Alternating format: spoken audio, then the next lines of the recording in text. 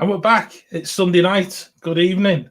It's the Mickey, the Magic, and a beautiful game. A football show with a bit of a Disney feel to it all. And in a weekend that probably is going to be more remembered for a game that actually didn't happen than all the action that did, especially if you're an Evertonian like me. Can I just say a big welcome to Charlie and to Stephen. I think we've got some great stuff to talk about tonight. Hiya, guys. You all right?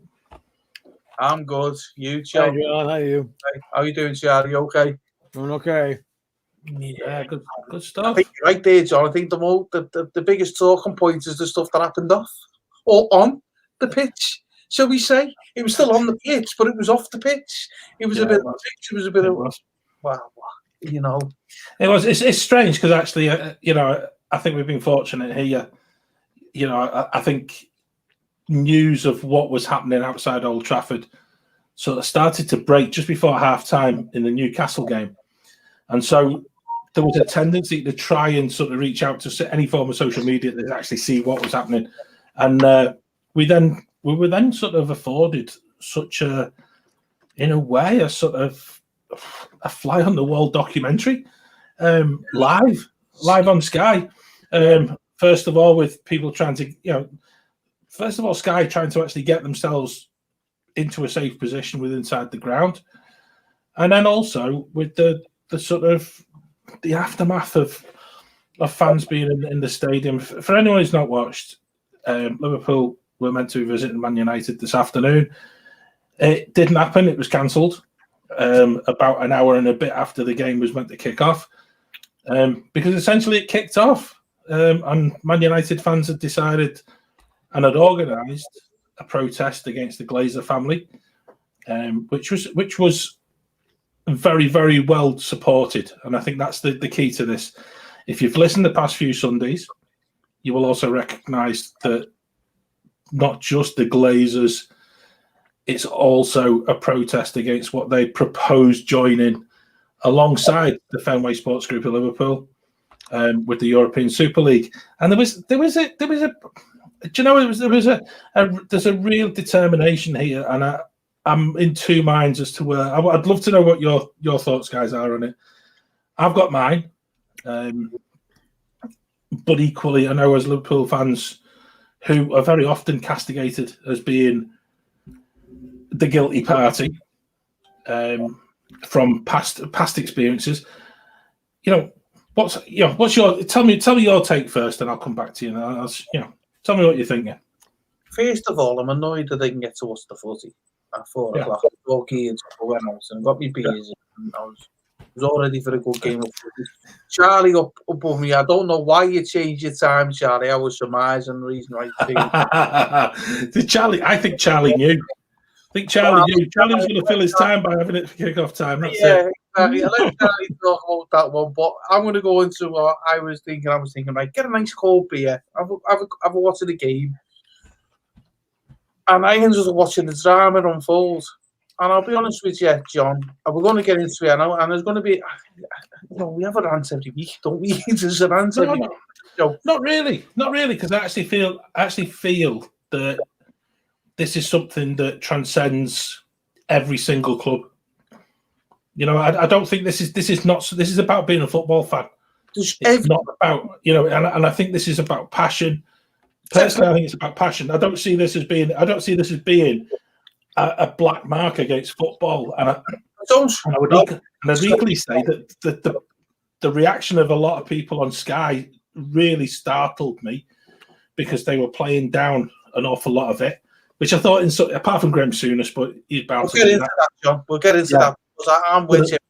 I also feel though, Steve, and I think I'll go with you. I was disappointed not to watch what I actually anticipated to be in one of the really great games of the season. I'm just looking in the chat because somebody's also noticed that somebody's waiting for Nick to come on now. Unfortunately, Nick can't join us tonight, which is a real shame. Real shame, because I actually felt that Nick had that opportunity to get rid of all of that, so those weeks worth of complete ranty ire that he's had. But we'll come back to Spurs later in the show because actually I've got a reverse rant about Spurs tonight as well. Oh, a reverse rant. That means reverse rant. Yeah. Yeah.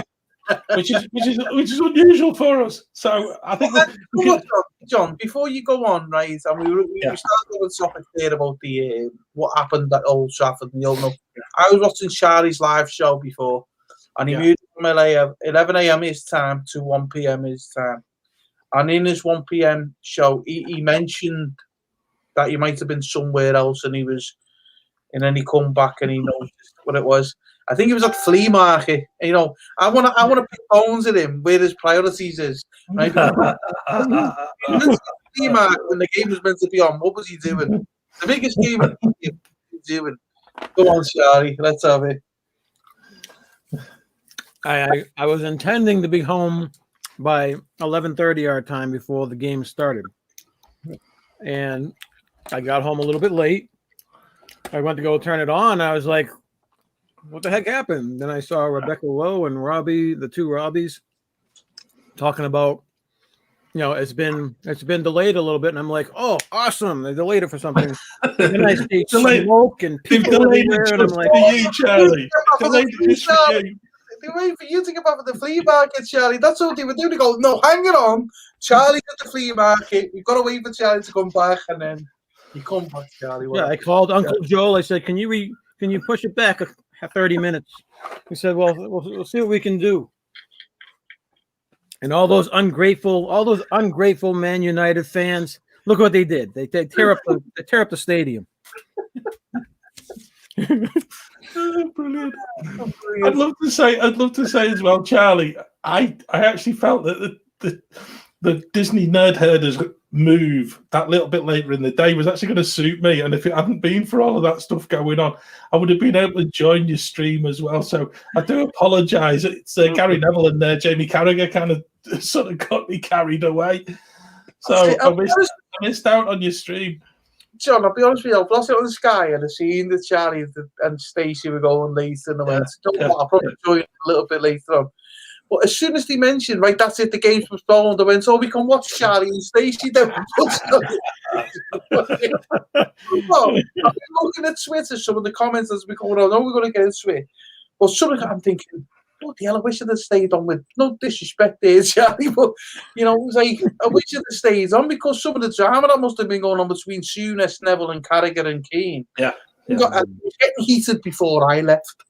And it was, it's going to be good to talk. It's going to be good to talk about this because I think, for me, where I'm from, John, I think it's every football fan has a right to protest. When you live in a free country like we do here in the UK and Charlie does in the US, you have the right to protest. You have the right to voice your concern.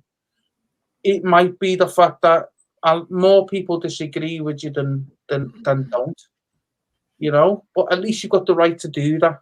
And I don't disagree with the rights of United fans having the voice to protest against their owners.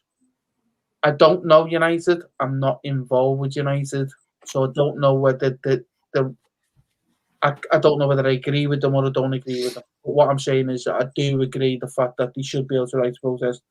How they went about it is one for discussion. No, it's one for discussion.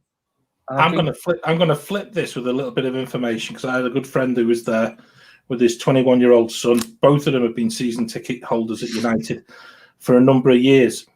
Now, I was being sent a couple of pictures. They basically left the scene just before 3:00 because they wanted to go and watch the Grand Prix.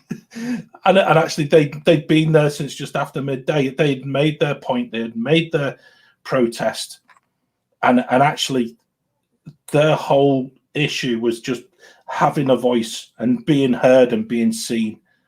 What surprised them, and the picture, I've got a picture of them, and they, not of them, but I've got a picture of the initial sort of part of this, the protest, and there was a lot of flares, things like that. They were close to the statue with 3 players at United. Don't know what players they are because I'm not a United fan.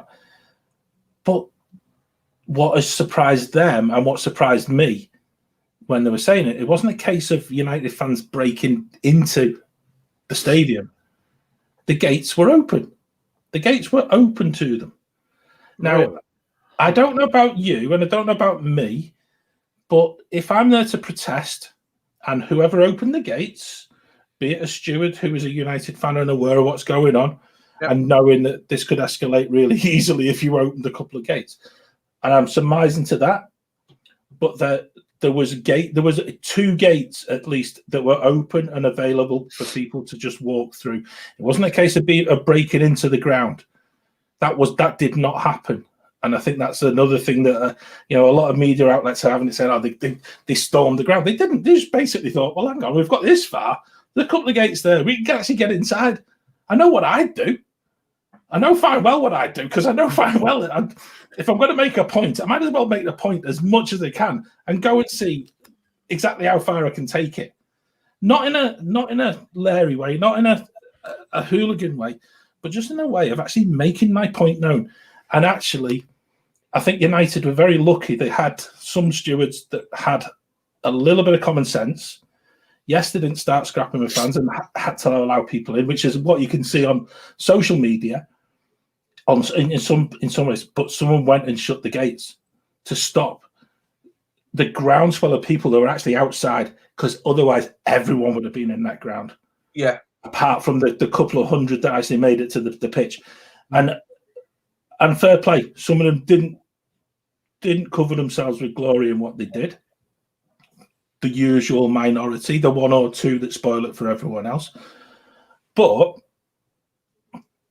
You do what you do. You're there to protest, and you're there to get your point across to owners that have taken a whole lot of money out of that club. Now, for as much as Arsenal fans and Tottenham fans will complain about the situation with their finances, I think a lot of that is a little bit more sort of transparent. I think it's a whole lot more clear to fans that it hasn't been for the case of debt being accrued against the club. The Glazer family have taken over $1 billion out of Manchester United for their own whatever. That's fact. I've seen something. I think I've seen a couple of signs on the pitch today. They were talking about $2 billion. The basic, but they're putting it up against debt, and they're putting it up against debt that actually I feel is unsustainable. And I think that's where Man United fans have actually reared themselves in, not just from the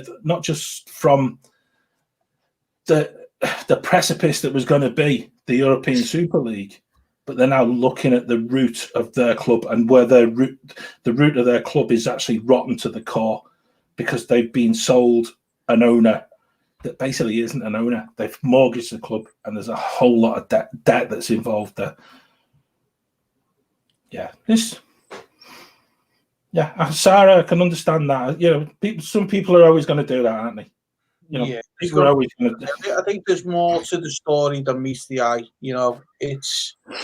But again, it's the minority that create that third, fourth dimension of it. Yeah. You know what I mean, it's and me and Sarah sat there and watching. Sarah saying seeing videos and stuff. Me and Sarah have been watching videos. Yeah. And for some reason, they're on Twitter, and I don't know how. I'm not a techno whiz, so I don't know how to download the video to be able to share it. John, you shared a picture, and I've got another picture. I'm going to share it in a minute. Yeah. And for the large part, they were peaceful protests. This was very peaceful. The picture I sent you was taken before 3:00 in the afternoon, and there was a group. I'll put it up now, so because I don't think I've seen this. So there's the picture that John shared with me. For me, it's they're getting, the atmosphere is going, the flares are going, they're all passionate and stuff like that. The problem you have with this kind of scenario, though, is 99.999% of the people there will stick to the rule and stick to the fact that it's a passionate protest, keep it peaceful. That 0.00001% of people will go over the mark. You can't get away from it. It's just the way it is. I don't think anyone should do. I'm going to join Jamie Carragher what he said on Sky Sports. I don't think we should be point scoring against other. Like, as a Liverpool fan, I could quite easily sit here and go, I'm going to point score against you, Man United, because you done this and you done that, and I can see videos. That would I totally admire that, Stephen. go there with that, because you know what, it's wrong. It's wrong, and even with this one, John, I've seen this one as well, and you can see there's a lot of people, and all that says to me is they're passionate about their club, right? Yeah. Like I said before, I don't know if they are right or they're wrong, but what I will say is they got the right to protest, and they got the right to peaceful protest, and that's where we've got to be, and the right to it. I also would add, though, and I think this is where I'm looking at this totally neutrally. It's the fact that they are totally within their rights to have a go at the Glazer family. Yeah, that's it. And if I was a United fan, I would. This is something actually, and I think this is where probably the Super League bit has actually ignited that passion so much more. That United fans have probably sat there with sort of sat in their hands for a few years. When the Glazers bought in, they weren't happy because they felt as if they were sullying the name of Man United because they were stacking the debt up. But there was no way of arguing against it. By selling the soul of the football club to join in the Super League, I think these guys have got a right to come out and say it. I love it. I love the passion. I love the fact that they want something done. They're not going to get anything done because, unfortunately, I haven't got a spare £3 billion in my pocket to go and buy out the Glazers, and I don't think many other people will. But I tell you what, let's just make it uncomfortable for them. Let's make it completely uncomfortable for these people who think it's right to take English football into the depths of some seedy little sort of boys club that we've talked about the past 2-3 weeks. And it is seedy.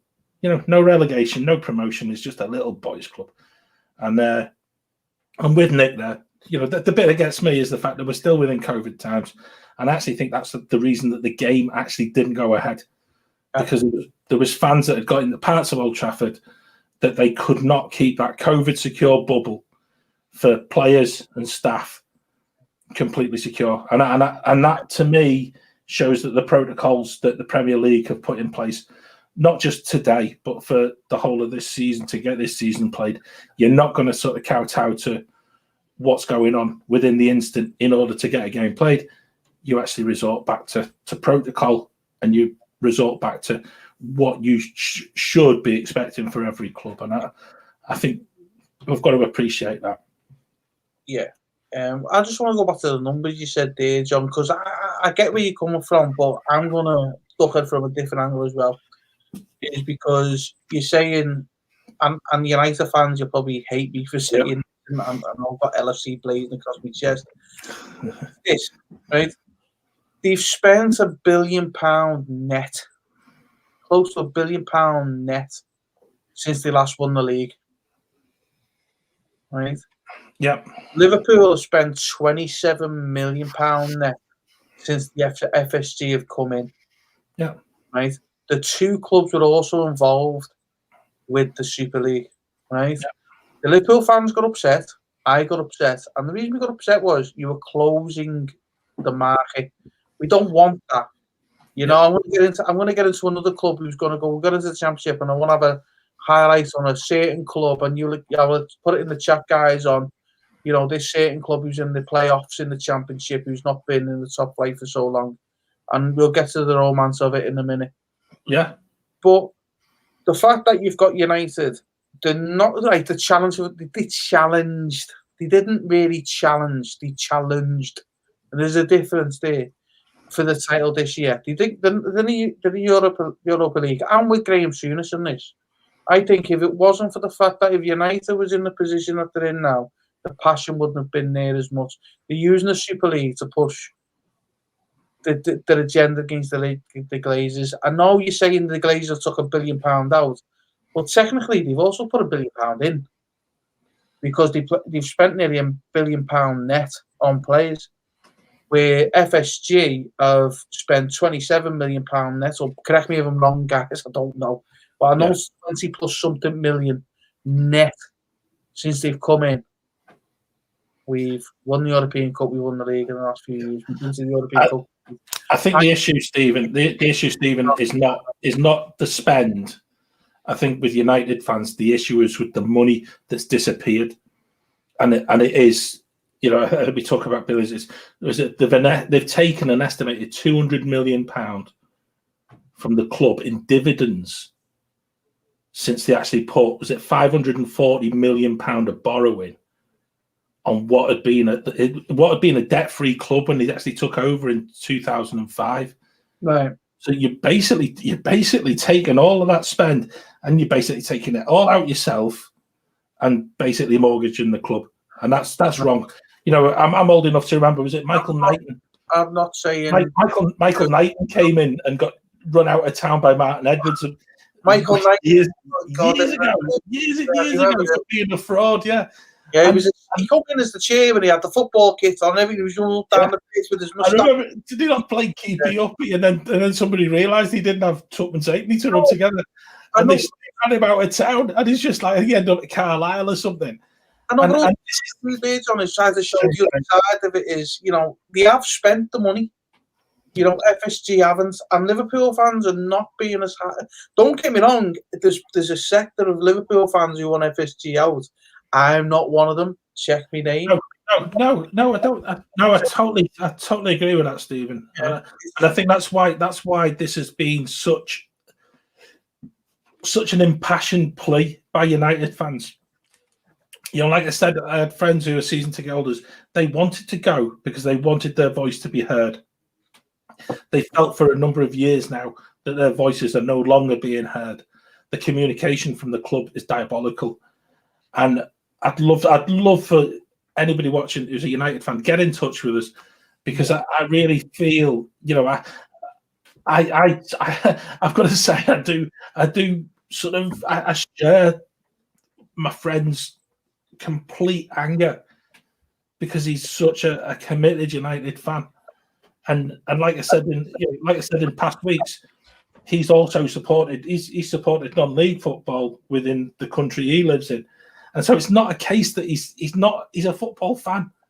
It's not a case of just United and nobody else. He's actually put his money into lower league football.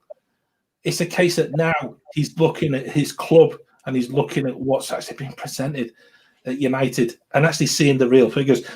Possibly in the same way that we've been afforded the past few weeks with Barcelona and Real Madrid, and actually understanding the debts that they carry on a day-to-day basis as a club, which is where I think for Liverpool fans, I think you'd be very lucky because you probably realise that the money that Fenway Sports Group have actually put in there is transparent and it's being used in a positive way. They're not putting the money that they've invested up against the future of the club.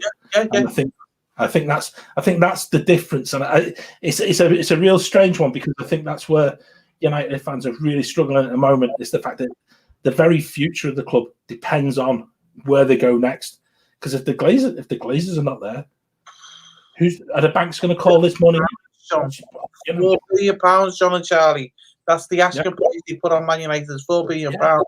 And I'll say this though, John, is before the FSG, Liverpool fans had to put up with another. Well, we didn't have to put up with another. We only had to put up with one really bad American owner, and that's George Gillette and Tom Hicks. Now, if it wasn't for those two guys coming and giving us the bad experience, we probably wouldn't be able to appreciate. Well, me personally, and I know a lot. I know I'm in the majority with the Liverpool fans in the FSG. Is I don't want FSG to go. I think they're a great ownership. I think they're great. They've put a model in where you're going to earn your own money, and we're going to get you built up on commercial. Because before FSG come in, John, right, it was a case of Liverpool, one of the biggest clubs in the country, and yet United were well ahead of us. Yeah. Do you know what I mean? It was in commercial wise, and now they've brought us right back into it, stuff like that. And we're on a par now. In fact, we're probably getting to probably come overtake them, shall I say? Be optimistic. Can I be real devil's advocate? John, before you go, jump in. Before we talk about the minority in the fans, and I couldn't get a video on. I'm going to put my phone up, and you're going to see the back of Jamie Carragher. You're going to see a steward at Man United of what hit this guy at, what happened to this guy's face. And I'm hoping you guys can see that. Yeah. Right. Yeah. This is the minority. I do not want anyone to think that the most of the people at that protest was doing that. That's a minority.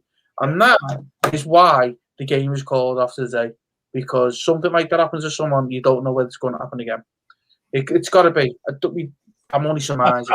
I think as well, Stephen, and I think having got to the stage where the game was called off, there was still a lot of police helicopter presence in the stadium area.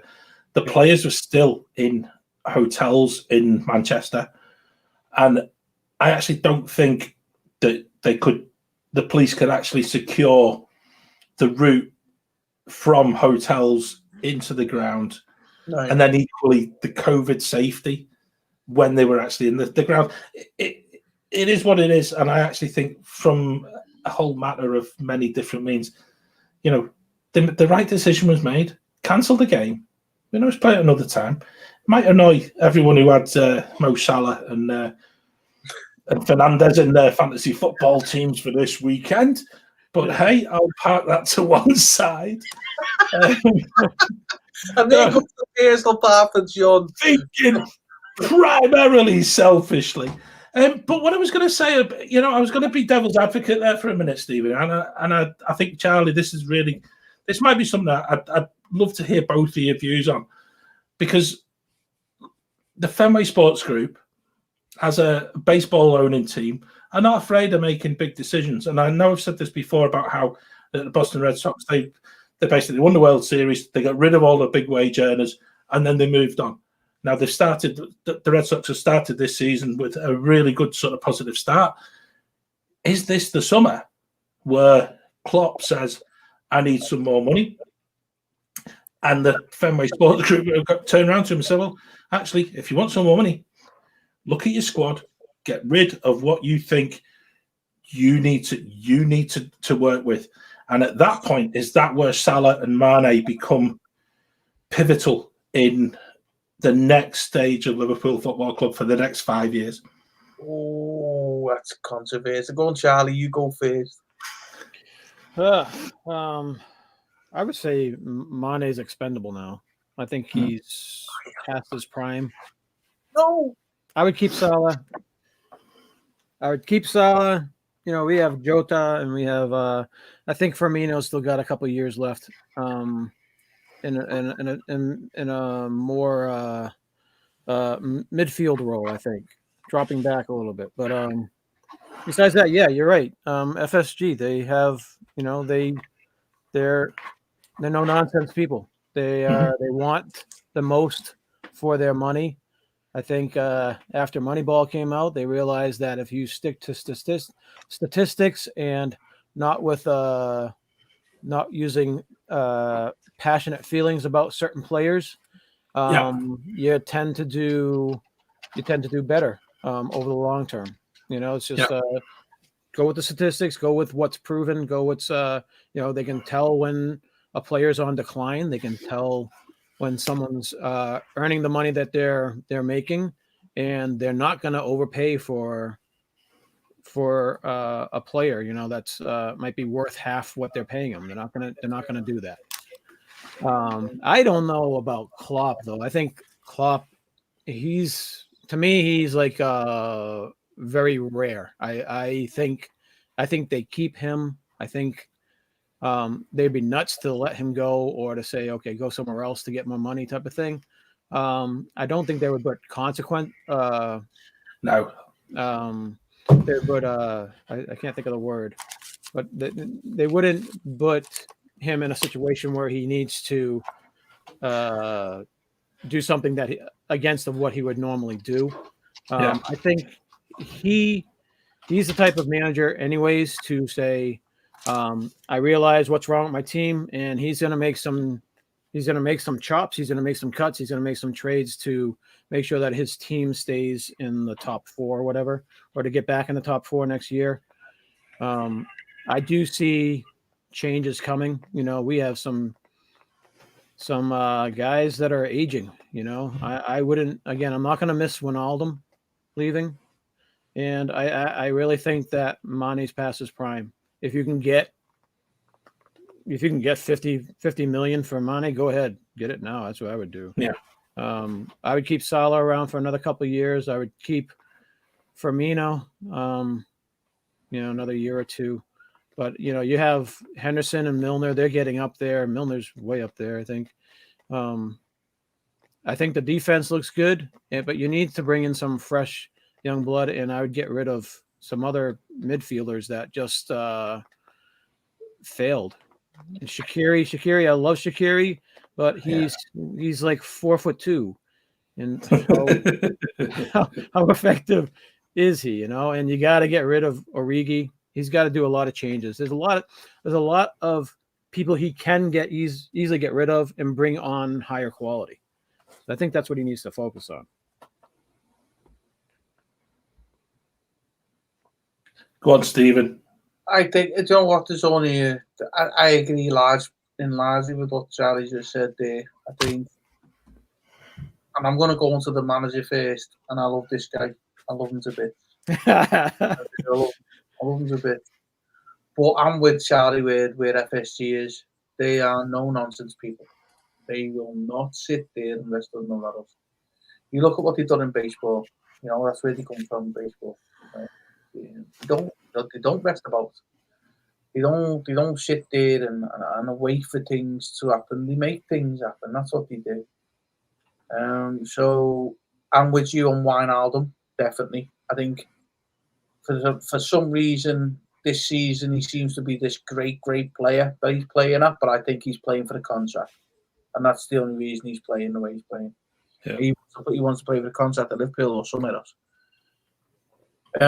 In terms of players, we're very heavily linked. I think we're very close to signing Conte, central defender. I forget where he's coming from, but he's very highly regarded.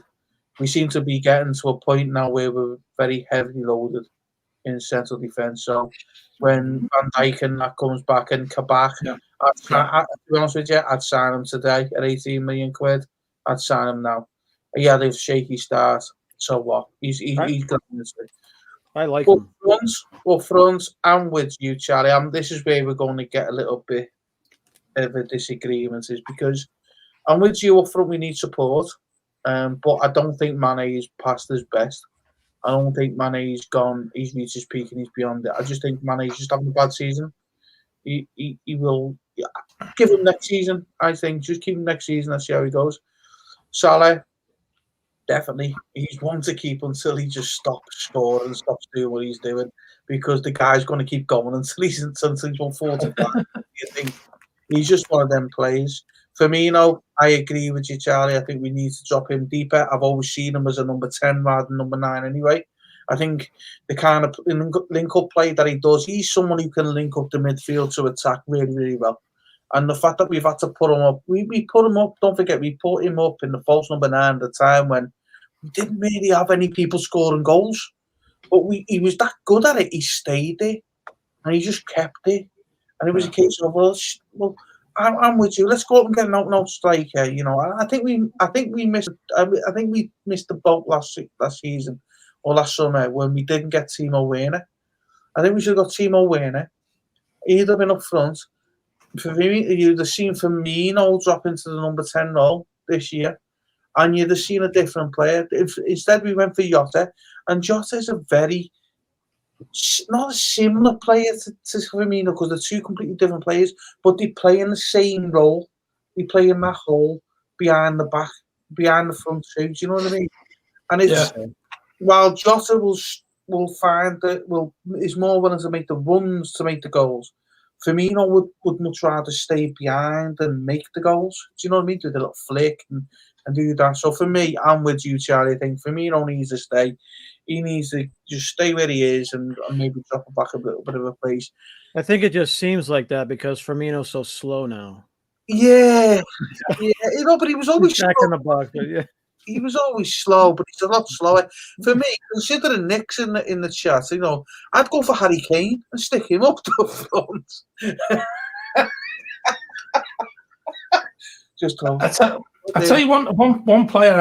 And my question comes. I was reading things online last night, and it was talking about Jadon Sancho, who's 21. Yes, and actually, if Liverpool were to remain true to that FSG sort of Moneyball sort of get rid when you're at the prime, and then buy young. Now, Sancho is obviously going to cost a lot of money, but at 21, is it worth getting rid of either Mane or Salah and bringing this young lad in that you can actually make into being like the first, £200 million player and have him in your team for the next 10 years or whatever? I think Liverpool are in an exciting position because you actually do need a rebuild. Harry Wilson. Yeah. Coming back. Yeah. He's doing really well. Did you see his hat-trick yesterday? Yeah, I did. Yeah. Was it yesterday or today? I can't remember now, but his hat-trick. What a hat-trick. Really? And what club's he on loan at? I keep saying it's Preston, and it's not Preston, is it? Cardiff, he's at home. Cardiff, yeah. I keep thinking it's Preston. It's not. It's a lad from Everton. And, we've got some good youngsters coming through at Liverpool. But the problem with Liverpool is the people in front of them are just so good, they can't get in. It's like, Harry Wilson deserves a go. Yeah, he does. We give a go at Joe Gomez, he's done really well. We give a good go at CAA, he's done really well. Put him in an Origi spot. Get rid of Origi, but Wilson into his back. We won't call it the Origi spot, Charlie, because he's not. he only turns up when you play Everton, doesn't he? That's yeah. Only when Jordan Pickford sticks it on the cross, sticks the ball on the crossbar when it's going over. Yeah. I bet that's why he attacked Van Dijk. He probably got Van Dijk, mixed up with it. It only took us 37 minutes before Pickford and Van Dijk came up. There we go. That's better than Martin Tyler on Sky Sports every week. John, it's not going away this season. It's not going away this season. Staying. I tell you what. We've spent the first part of this show talking about United and Liverpool, and that's a game that never happened. I know. A game that never happened. And we've spent 40 minutes. Can I just offer a little bit of real football into the chat? Apart from the fact, I want to go back to Nick put something.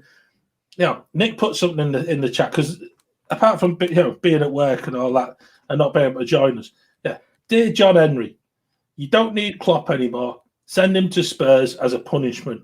Lots of love, Nick. 39 and a quarter. Love that. I think that is just absolutely classic. I think it's just like, and I couldn't think of a worse club for Klopp to actually go to. Well, Tottenham. Yeah, just it's not fair. It's not fair. When you're back on next week, mate, you can have a good go on for that. Mind you, Nick would probably join in with agree with you. Yeah, I tell you, I was gonna talk about my own club, but I'm not. I'm gonna have me reverse rant. And my reverse rant, rather than leave it to the end of the show. Let's do it now. Let's pick the atmosphere up within the whole show. Because I watched Spurs tonight, and I normally wouldn't, and I think Nick's probably been the same. I watched Spurs tonight, and they were playing relegated bottom of the league club Sheffield United. Okay, you can accept that. They won. You can accept that. But you know what I actually watched, which shocked me, and I actually felt was something that's been missing. It's missing from my own team, and it's missing from a whole lot of other teams. Spurs played with a smile on their face, and I can't remember seeing Spurs in particular playing such joyous football and actually having a laugh. Aurier, Son, and particularly Gareth Bale. They were, and Dele Alli as well. And I know we've said before about Mourinho's treatment of Dele Alli being nigh on criminal and being nigh on the same as what he did to Luke Shaw at Manchester United. But to see them actually having a laugh on a football pitch, I actually felt was just what we needed after the game that had been postponed to come back to that and seeing that, yeah, Nick, I know it's a week too late, but and I know it wasn't Man City. It's a different kettle of fish, isn't it? But they actually played. They played just with total freedom. Sheffield United played with a hell of a lot more freedom than I've seen them of late as well. Nothing up front, I hasten to add, but Spurs looked great, and for Bale to score 3, do you know something? I just thought I loved that. And I, instead of the 3 fingers, I think Bale and probably Dele Alli were at the back of the bus as they came away from the game, and they were probably just flicking the 2 fingers up at Jose Mourinho's picture. If there is one of him outside the Spurs stadium, it's just like the biggest 2-fingered salute, and I admire them for it because they played with passion. They played with no fear. Yeah, and that was I absolutely loved it. I loved it. One of the few games I saw this weekend, and I enjoyed it. And Bale was having one of those games where everything went right, and he couldn't miss tonight. Yeah. Although I was thinking the opposite for Harry Kane, because it's like every time he was missing everything. But that suited me because I couldn't afford him in my fantasy team, so I was on edge there. I'm very close to winning at least 3 separate leagues, and I couldn't afford Harry Kane because I'd gone for Iheanacho, and I was thinking if Kane scores and a load of people have got him as captain, I was stuffed. Yeah. I'm thinking that was a godsend for me, but hey. I've been selfish on a fantasy for again. Can I just make an observation here?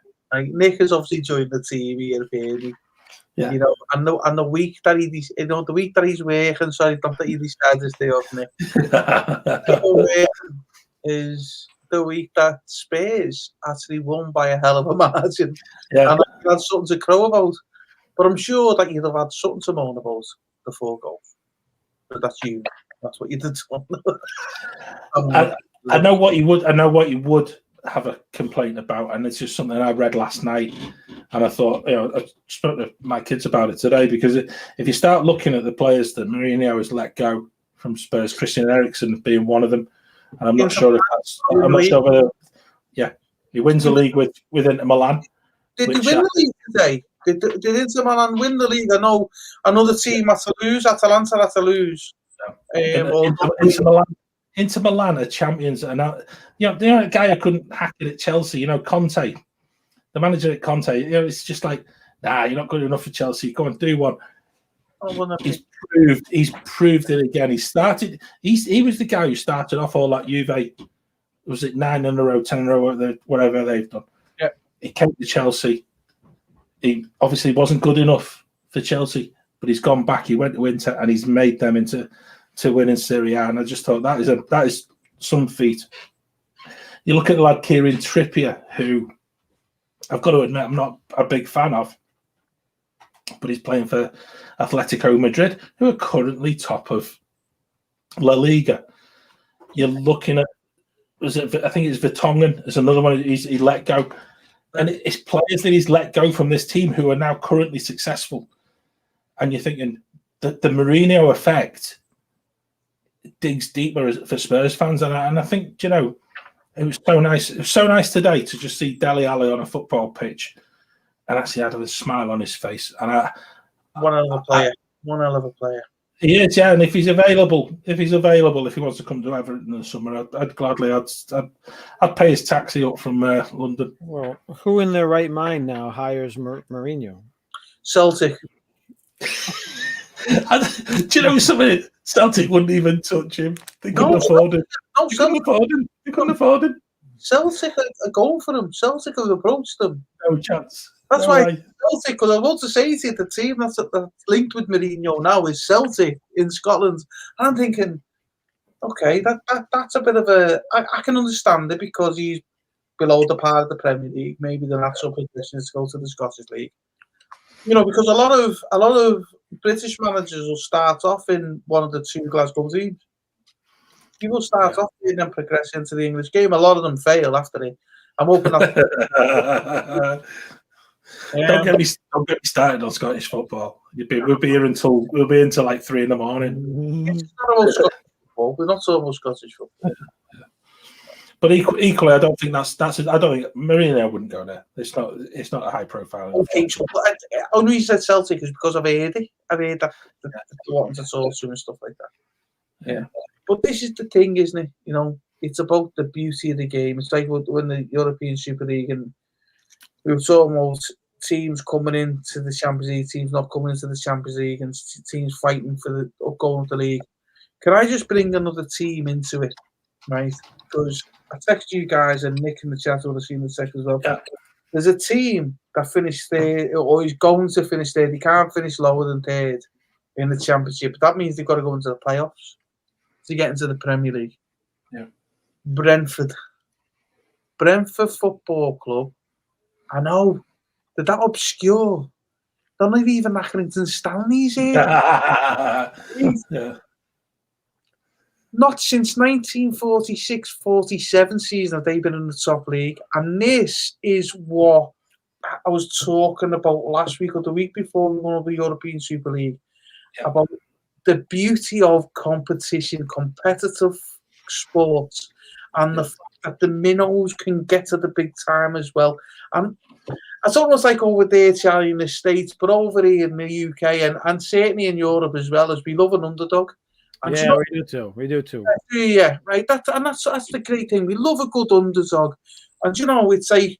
So I'm now going to watch them playoffs, and I want Brentford to get through. I want Brentford in the Premier League, and you know, the only game I want them to lose is at Liverpool. That's the only game. You get there. And what a great story that'd be, guys. Imagine that, 1946, 1947. Let's think about that. If they got in the Premier League now, that'd be 75 years? 75 years. So there's a 75-year-old out. There's a 75. Anyone who's 75 and under would never have seen their team in the top league. Yeah. In fact, you could even go taking into the fact of young child's memories. You could go 7 years old, not 82 years of age, and never seen their club in the top league. That's the kind of change we're looking at here. What a story that would be.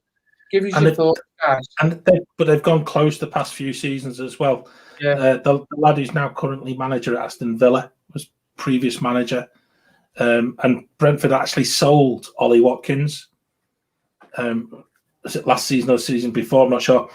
But they sold Watkins to Villa, and everyone was thinking, oh, well, that's them. They're just basically bailing out, and they're taking the money that they possibly could have had from a season in the Premier League. But they haven't. They've kicked on.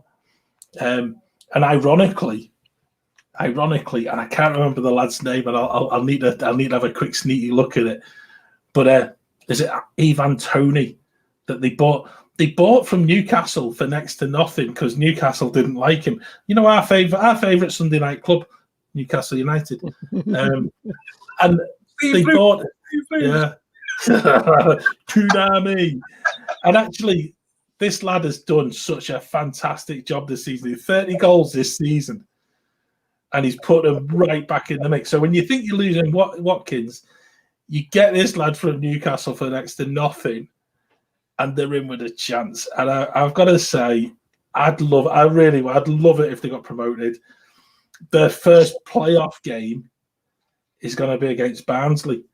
Now, living in Yorkshire, and wearing my Orlando City shirt, they've got my main man Daryl DK to contend with, and it's just like this is what playoff football's about. It's just wanting to be that team that makes it into the Premier League, and if it's Barnsley or if it's Brentford, I just love the fact that this is what football's about. It's the small team that you don't expect actually managing to get to that top echelon.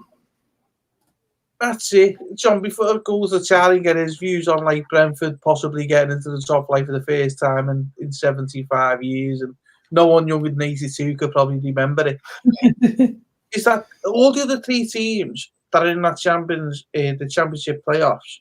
They've all been in the top flight within the Premier League era. So 1992, they've been there. Brentford is the one that stuck out for me. Charlie, give us a shout, mate. What do you think of a team that was not been in the top like 75, 76 years? I would love to see that. I would be an instant fan, basically. I know I'd be pulling for him like I was pulling for Sheffield this year. But I would be all over that. And if they have yellow jerseys, even more so. I love newcomers with yellow jerseys for some reason. I except for Everton when they're in the away strip, Charlie. Except for Everton. Yeah. I'm not that crazy, Yeah. But yeah, I would love to see that. Again, we love underdogs over here as well. You know, being a Red Sox fan, you know, we went like 100 years without winning the pennant. So now we've been spoiled for the last 12 years or so, 20 years. That'd be awesome. I would probably watch them as much as possible. That would be you'd be rooting for them, and if they stayed up, that would be even greater. You know. Yeah, it would. Yeah. Do you know what? We've got a comic over here, Charlie, right? It's called Roy of the Rovers. Right? You know what I'm on about, John. Roy of the Rovers. Yeah. And we call Roy of the Rovers, it's like this comic strip of a club. It was like, you know, you leave comics in the bottom of the newspaper? Yeah. Comic strip, and it's like a football team, and it was Roy. Roy was a player for Rovers, and the comic was obviously called Roy of the Rovers, and it was a case of a football team that never did do too well. Roy come to play for them, and he went on to do really good things and really great things. And that's when we say Roy of the Rovers club, it comes from that comic strip. And Brentford, they got in the Premier League next year. They beat the Roy of the Rovers. Yeah. Roy of the Rovers. They really would. They really would. I'm looking at the Championship just now, and the top 10 teams in the Championship at some point or another have played Premiership football since its inception, except Brentford. Yeah, 46, 47. And that's the bit we all need to hold on to. And I think across everywhere, let's just adopt. Should we just adopt Brentford? Yes, as our favourite of the team, just to get them into the Premier League. I think that would be amazing. Let's go Brentford. Yeah, I'd love to see them do it. Anyway, guys, we haven't even touched the footy. We haven't even touched the Mickey or the Goofy. You know, it's like last week, wasn't it? We just got involved. This is actually where football transcends just results. You know, it's not just a result. We don't just pick the newspaper up on a Monday morning and look at the results. We look at everything that's going on around it. And I really do think this is really good. You know, there's been so many different scores over this weekend. Starting on Friday with Southampton-Leicester, which was 1-1 draw. Dodgy sending off in that one, but hey, we'll go with that. Saturday, Man City did what Man City do, and they've done all season. They turn up, get a result, they walk out, and your man Aguero decides that he's going to score. It's just like it's crackers because actually, if Liverpool had won today, Man City would have won the league. Yeah, and that's where my cynicism comes in, John. That's where my cynicism comes right in. I reckon United only stormed the gates because they were scared. Because the team would have been off. That was it all. Liverpool have got to beat them. They didn't fancy having a big party in the middle of Manchester on a bank holiday Monday. I've got to say, I've said this now on every single show that we've done. I still don't think Man City have moved out of second gear all season. Yeah. And as we get into Champions League semi-final second leg this Tuesday and Wednesday, where Man City are playing on a Tuesday and Chelsea on the Wednesday, I'd love to see Man City actually taking this and actually sort of getting into fourth or even fifth gear and actually proving that they're a top quality side and making the Champions League final. They've been played completely within themselves, and I've got to say, I think that's probably something for next week's show, and looking at the teams, looking at the makeup of the Champions League final. Other results as well. Chelsea beat Fulham. And fair play to Chelsea, they just totally overran Fulham. Newcastle. Yeah, Newcastle have been doing well lately, and then Arsenal haven't been doing well lately. And I was half expecting a draw there, guys. I was really half expecting a draw. But Arsenal there and become. I know Newcastle got a man sent off. I didn't see the game. I've seen the interviews after it, and I've seen a few of the comments saying that maybe the red card wasn't a just red card. I don't know. I didn't see the game. I don't know. There was a yellow card in the first half that wasn't a yellow card. That was Almiron on was it Danny Ceballos, who decided that just Almiron, who is like the most lightweight player on the field anyway, had just kind of drifted past him. He hadn't even touched him. And Ceballos screamed, fell over, and then ended up getting Almiron a yellow card from Mr. Mike Dean himself. On a side note, Pulisic scored in the Champions League for Chelsea. It's big. That type of stuff is big news for Americans. It would be, Charlie, and I think as well for Wednesday night in particular. I think I really hope that if Chelsea manage to do this, he's going to be a massive sort of flag bearer for the USA, isn't he? Hope so. In actually making sort of the Champions League sort of more visible across at your spot as well. You know, I'm bowled away with how well Chelsea are playing, because going back on previous shows, we weren't that happy when Lampard got shown the door. But hey, I actually think it's proved to be the right decision. He's actually, Thomas Tuchel has actually come together and actually kicked everyone up the backside, and like it or not, it's just changed the way they play. Yeah. I'd also say I think we were quite complimentary of Leeds United last week as well, lads, weren't we? What's going on? What is going on with Leeds United? Hang on a minute. My beloved Liverpool had to draw with them because they put up with the hell of a fight, and then they just give up. I don't think they liked the day trip to Brighton. I think that was it. They just didn't like the trip. It was just didn't turn up, which leads us very nicely to my own team, because they never turned up either. After 17 minutes of watching Everton Aston Villa last night, which was sort of the 8 p.m. Saturday night out for me and my kids, with my wife already fed up with the fact that there's more football on and you all need to be watching it. And, can we not just watch something as a family? No, Everton are on. And after 17 minutes, I knew the result. I did not get to see that game. It was my guy, Mr. Falling Socks, back from injury, or? No, he's not. No, he's not even playing for Villa, which made it even worse. Falling Socks. He said he's a Native American, Mr. Falling Socks. Falling Socks. What's his name? What's his name now? Jack Grealish. The most fouled man in the league.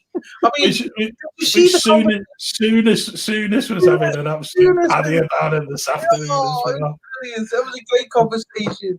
Souness, and he was the lad from Man City lads. What's his name again? Mika Richards. Yeah. And you were having a conversation. Yeah, he was just trying to buy a foul, and you could see Souness's face just go. I fouled him. My day, sunshine. I think Souness's line I was so close to just tweeting a rant, and it was just like Souness had just decided he'd had enough. He wanted to go home by that time. So Mika Richards saying that Grealish likes to buy a foul. Well, he's a cheat.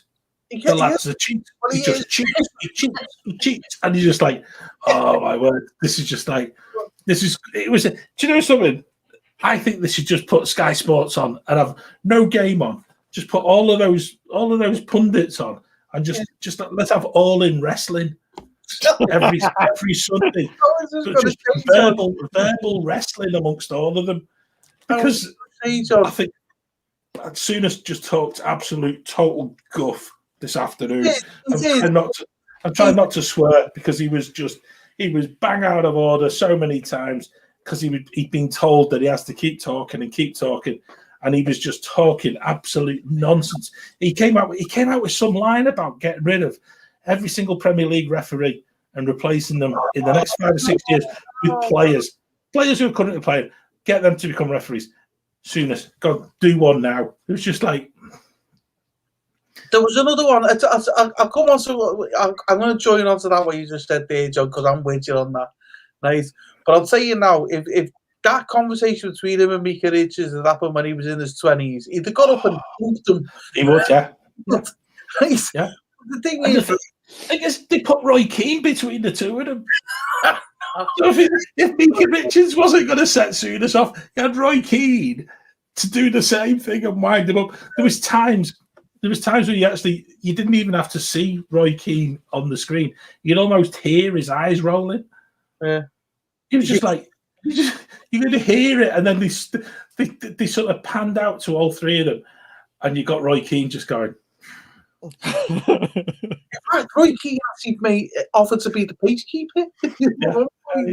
He did. It was good to watch. It was really good to watch. It was really good to watch. Anyway, guys, that's us at our hours back. We need to get a Mickey and a Goofy for this week. And I'll be honest with you guys, I've got to go back to the last 10 weeks and see what Mickey and Goofy's been awarded before we to the final score, because I've not been keeping track of it. Right? Naughty me. But that's me that's going to go back and see that. But Mickey this week, Charlie. Gareth Bale. Just him. Not even Tottenham. Just Gareth Bale.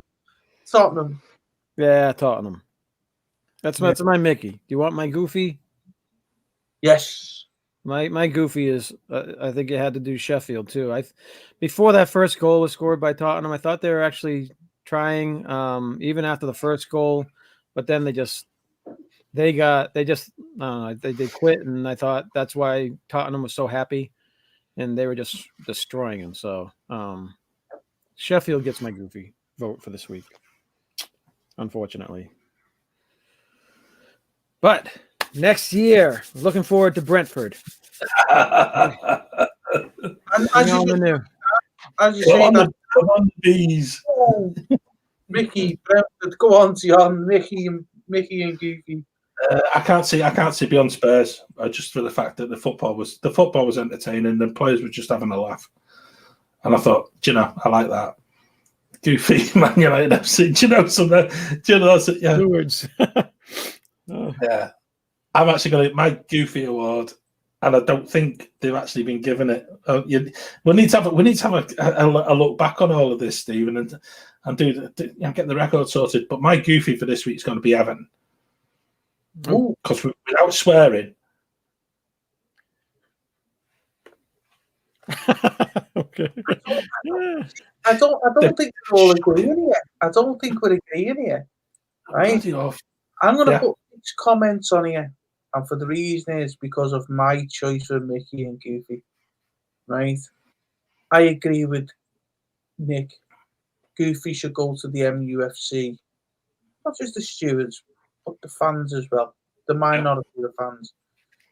But my Mickey of the week also goes to the MUFC fans. Because what? I can't believe it. Yeah. I see where you're going with that. Yeah, I'm good with that.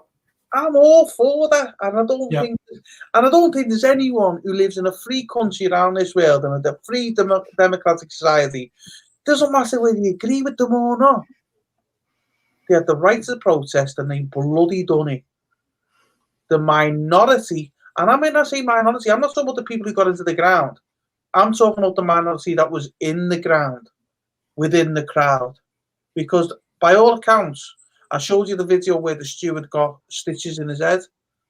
But by all accounts, they were all acting right. It was just the odd one or two that didn't.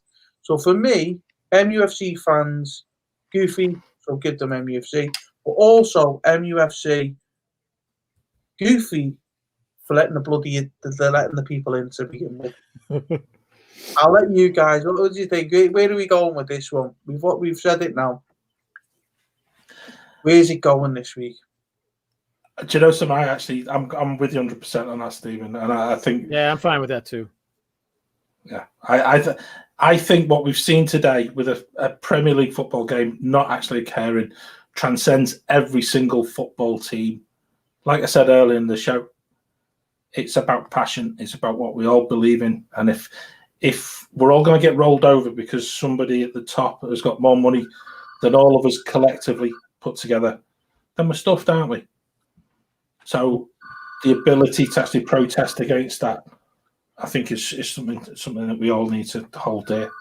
I think you've got it right there in your new title there, John Glazer's Out. I think with what you said there, I feel like I've been educated what you've said tonight about how the Glazers are in the club and stuff like that. Because I was a little bit uneducated on it, and I didn't really know. Not my club. I don't know. And it's not my club, but I've had it. You've had the fed to me by a friend, and I completely get their passion, and I don't listen to a lot of Man United fans, and I've got to say that's another thing that I think for both of us coming from the other side of the East Lancs Road, there's not a lot of time or effort that we would generally spend on many of the Manchester sides either. But this is different. This is something that they're trying to protect their football club, and it could happen to any of us. And I think then they begin to understand that the amount of money that is mortgaged against their club is shocking. And it is knife-edge stuff, because if the Glazers choose to treat this badly and just drop them completely. Yeah. If you've got bad owners, it doesn't matter where that owner comes from. Bad owners, you've got to get rid of them. You've got to look after your club, because at the end of the day, it's a business of these billionaires, but it's not a business of the fans. It's the fans that are going to get it. It's like when you see clubs like, Burnley and who was the East Lancashire team that just went bust a few years ago? I can't remember now. It was Bury. Bury. Who again have started it. There was at the 9th tier of the football pyramid, and they've started again. And if anybody wants who's watching this, I know that Bury have got a post-season or pre-season game on YouTube, or I think it's on their channel. But they're playing FC United of Manchester in a fundraising game for the brand new Bury that is coming up. I think it's July time. Go and have a look. Please go and support non-league football in this country, because without anybody going and supporting it, we're going to find that we're going to end up in 10, 20, 30 years time of just having 25 teams in the whole country, and that's wrong. We want this whole structure to continue beyond Football League and having local teams. And Bury were appallingly treated. It beggars belief as to how a football club can actually be put out of business in the way that they were, and again by an owner who didn't give two stuffs and still doesn't. He rammed them completely into the ground. Yeah. Nick's not happy. I'll tell you what, Nick. I'd love to see it. I'd love to see Nick. Nick, I'd love to see you back on here to be able to talk about a Spurs performance against a team that's not been relegated. And I think that possibly is the one thing about that Spurs performance. If they turned it in next week, and I think the fixtures next week, they're away at Leeds next week as Spurs. Do the same next week, and we'll have them as the Mickey. Liverpool at home to Southampton, Man City are at home to Chelsea next week, which now is. I think if Man City win that, they'll win the title. But to play against Man City, we need to win now. We need to beat Chelsea, because we've now had our game postponed this day. Rightly so. It needs to be postponed as soon as it happens. It needs to be postponed. So that was going on, and now we need to beat Chelsea, because we don't know the results of this game now. Yeah. So we need to Liverpool, Southampton. So you've got. I think you guys are stitched up next week. It's the Man City Chelsea game. By this time next week, could be a rehearsal for the Champions League final. Maybe. Imagine that. I'd love an all-English final, and I think it's something we need to pick up on this show in the next week or so, in terms of the Champions League and where that's going. It is. who's going to go where? Because is it next week that the second legs are on? Yeah, it's a Tuesday night and Wednesday night. Yeah, Man City, PSG on Tuesday, and then Chelsea, Real Madrid on Wednesday. So this time next week, we all know who's in the final, and we know there's got to be an English team in here. There's no way not one. Both of them. You never know. You never know. Don't you? But anyway, any final thoughts, guys? Any final thoughts? Well, when it comes to Man United, they've been taking all that money out of their club. I'm just wondering. I wonder if they use that money to buy Tom Brady for the Tampa Bay Bucks. I tell you, it wouldn't surprise me at all. Yeah, it's gonna be when the fans come back. Would not surprise me at all. When the fans come back to the stadium, there's going to be Tom Brady shirts all over the place. Definitely want to think about it. I'd just like to finish as well, Stephen, if I would. And it's just the whole fact that if you're a Man United fan, and this isn't about today, this is about what goes on from here. And I know we spoke about Gary Neville's response to the European Super League. Gary Neville today already on Twitter is getting the blame for fans being irate against the Glazers. Do you know something? Nah. If you're a United fan, you feel this is wrong, go and support your club, but support your club in the way that you really, truly believe you should support it, and that is totally to get the Glazers out of your club. I can't say any more than that because it's actually without inciting. I don't condone violence. I don't condone the incidents that the minority made, but actually, you've got a right as a football fan to actually have a voice within your club, and particularly when it's being run exceptionally badly. Totally agree. And on that note, we'll call it a week. All right. Yeah. Thanks for joining us, guys. Speak to you soon. It's been a great. See you later.